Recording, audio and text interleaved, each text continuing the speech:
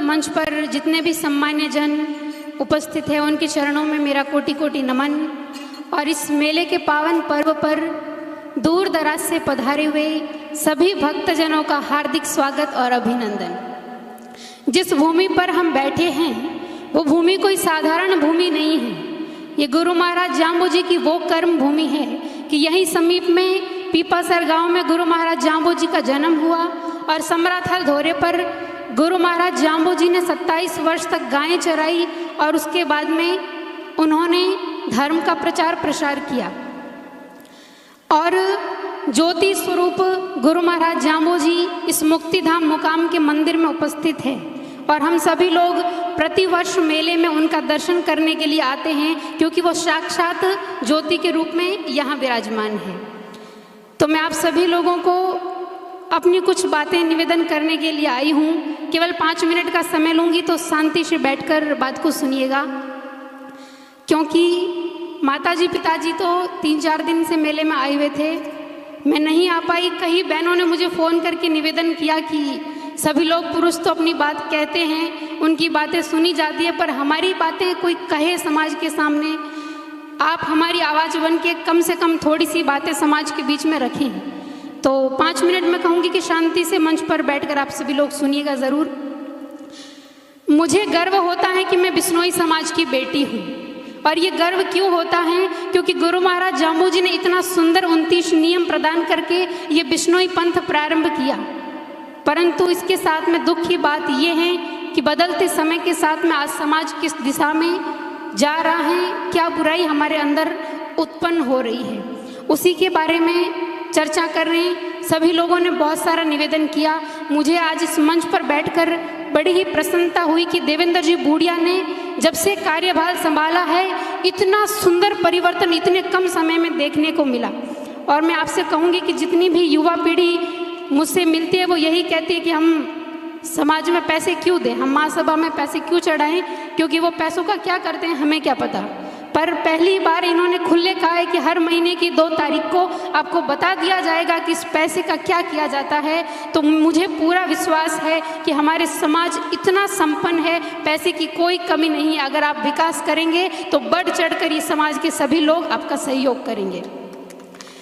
दूसरा मेरा आपसे ये निवेदन है कि नशे की प्रवृत्ति जितनी बढ़ रही है इसमें 2 श्रेणी आती है। एक वो श्रेणी जो नशे का व्यापार करती है। मैं आपसे निवेदन करूंगी कि व्यापार करने के लिए दुनिया में हजारों प्रकार के व्यापार बने हुए हैं। अगर आपको पैसा कमाना है तो आप दूसरा भी व्यापार कर सकते हैं। ऐसा कोई व्यापार ना करें जिसकी वजह से कोई बहन विधवा हो जाए, ऐसा कोई व्यवहार ना करें जिसकी वजह से किसी माँ का बेटा चला जाए, ऐसा कोई व्यापार ना करें कि पैसा कमाने के लिए आपके पास तो करोड़ों रुपए होंगे पर आपके धंधे से हजारों घर उजड़ जाएंगे। ऐसा व्यापार आप अपने जीवन में नहीं करें।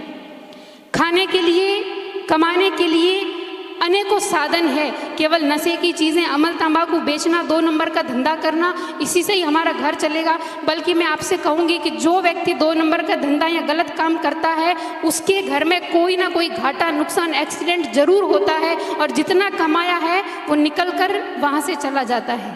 इसलिए कोई भी व्यापारी इस प्रकार का व्यापार ना करें, क्योंकि गुरु महाराज जाम्बू जी ने कहा कि अमल तंबाकू भांग मद्य मांस से दूर ही भागे। कि खाना तो दूर की बात है, उस चीज़ों को स्पर्श भी नहीं करना चाहिए, तो व्यापार करना तो बहुत दूर की बात है। दूसरा, आज हम समाज में देख रहे हैं कि रिश्ते बहुत ज़्यादा टूट रहे हैं और इन रिश्तों को टूटने की वजह क्या है कि कुछ तो लोग इधर उधर बातें करते रहते हैं। तो कान के कच्चे लोगों की बातें सुनकर ही अगर कोई व्यक्ति धर्म का अच्छा काम करता है या कुछ पैसों के लिए, कुछ अपने निजी स्वार्थों के लिए रिश्ते तोड़ लेते हैं। परंतु मैं आपसे कहूँगी कि कुछ बहनें इतनी पीड़ित है कि उन्होंने मुझे अपने घाव दिखाए हैं। किसी ने तार से मार खाई है, किसी को उसको करंट देकर मारने की कोशिश की गई है, उसके शरीर पर करंट फूटा हुआ मैंने अपनी आंखों से देखा है। और ये कौन कर रहा है? जो व्यक्ति स्मैक पीते हैं, नशे करते हैं। समझदार पढ़ा लिखा व्यक्ति कभी ऐसा काम नहीं कर सकता। इसीलिए कोई भी माता पिता कतराते हैं कि हम अपनी बेटी को नशेड़ी के पीछे कैसे भेजें। और आज ये स्थिति बहुत ज़्यादा क्यों आ गई है, क्योंकि पहले बाल विवाह बहुत ज़्यादा होते थे, अभी रुक गए हैं, बहुत अच्छी बात है। और जो भी करते हैं उन्हें भी रोकना चाहिए। और बाल विवाह रुक गए हैं ये अच्छी बात है, परंतु जो पहले रिश्ते हो गए हैं और लड़के स्मैक पीने लगे, गांजा पीने लगे, नशा करने लगे, ऐसों के पीछे भला लड़की कैसे जाएगी। फिर भी लड़के वाले कहते हैं कि अगर लड़की को कहीं और भेज दिया तो दंड देना पड़ेगा, हम तो उससे दंड भरवाएंगे। विचार करो, जिस माँ ने उस बेटी को 9 महीने कोख में पालकर बड़ा किया, जिस पिता ने इस पूरी दुनिया से बचाकर उस बेटी को बड़ा करके योग्य बनाया, वो उस स्मैकिए के पीछे मरने के लिए जिंदगी भर अपनी बेटी को कैसे सौंपते, और उस बेटी के पिता से आप किस बात का दंड लेंगे। इसीलिए मैं महासभा से ये निवेदन करूंगी कि एक संगठन ऐसा होना चाहिए। हालांकि मैं उन लोगों की बात नहीं कर रही, कुछ असामाजिक तत्व भी हैं जो बड़ी उम्र में भी अपने बच्चों को छोड़कर जा रही है, कुछ बाहर पढ़ने लिखने भेजा, संस्कारों की कमी से कहीं दूसरे धर्म में छोड़कर भाग रही है। मैं उन असामाजिक तत्वों की बात नहीं कर रही, मैं जो सत्य में पीड़ित है, जो दुखी है, मैं उन बहनों की बात कर रही हूँ कि समाज में एक ऐसा संगठन होना चाहिए जो पीड़ित बहनों को न्याय दिलवा सके, जिनके ऊपर अत्याचार हो रहा है उन्हें, उनके ससुराल वाले जो उन्हें प्रताड़ित करते हैं उनसे बचाकर उन्हें सुखी जीवन प्रदान किया जा सके।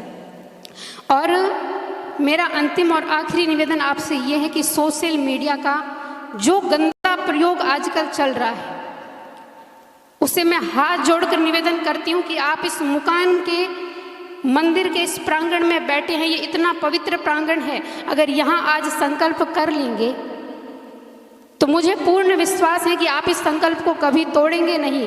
क्योंकि पढ़ाई करते करते मोस्ट ऑफ मेरे अदर कास्ट के फ्रेंड सर्किल रहा है, वो हमेशा कहते हैं कि अगर नेट पे सर्च करो बिश्नोई समाज की रिकॉर्डिंग मिलेगी, हमारी जाति की तुम करके दिखाओ। हमने कई घंटों तक बहस की, इस जाति की उस जाति की, किसी भी जाति की कोई ऐसी चीज़ें नहीं मिलेगी, परंतु बड़ी बड़ी थंबनेल के साथ बिश्नोई समाज की रिकॉर्डिंग, बिश्नोई समाज का वीडियो। क्यों?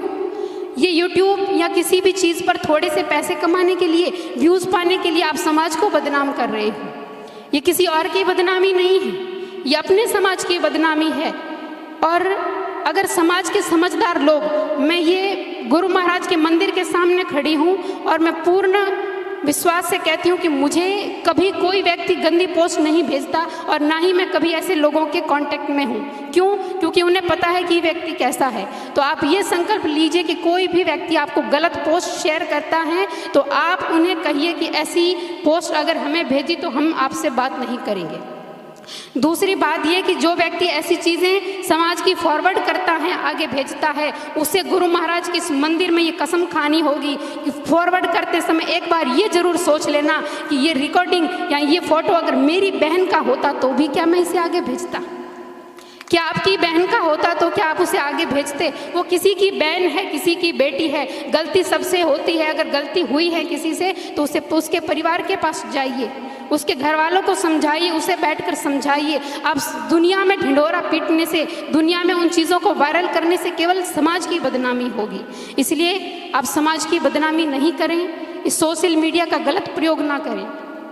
मैं यहाँ बहनें भी बैठी है, उनसे भी निवेदन करूँगी कि केवल हम पुरुषों को दोष ना दें। हर स्त्री की, हर महिला की इज्जत उसके हाथ में होती है। अगर वो चाहे तो उसकी सुरक्षा कर सकती है या वो चाहे तो उसे नीलाम भी कर सकती है। तो आप ऐसा कोई काम नहीं करें, क्योंकि हम कहीं भी जाते हैं तो पहले मुझे सोचना पड़ता है, क्योंकि समाज में मुश्किल से इतने लोगों के बीच में किसी एक लड़की को बैठने का मौका मिला है। तो हर काम से पहले मुझे फूक फूक कर कदम रखना पड़ता है कि अगर मैंने कुछ भी गलती की तो पूरे समाज की लड़कियों को ये बात सुननी पड़ेगी कि देखो लड़कियों को आगे बढ़ाया तो ये लड़कियां ऐसे काम करती हैं। तो किसी भी बहन को अगर गांव से निकलकर शहर पढ़ने के लिए भेजती हो तो माताओं से निवेदन है कि उसे संस्कार देकर भेजो, उसे समझाकर भेजो कि उसे बाहर कैसे रहना है, उसे कैसा व्यवहार करना है। ऐसा कोई काम नहीं करे जिससे घर परिवार और समाज की इज्जत नीलाम हो।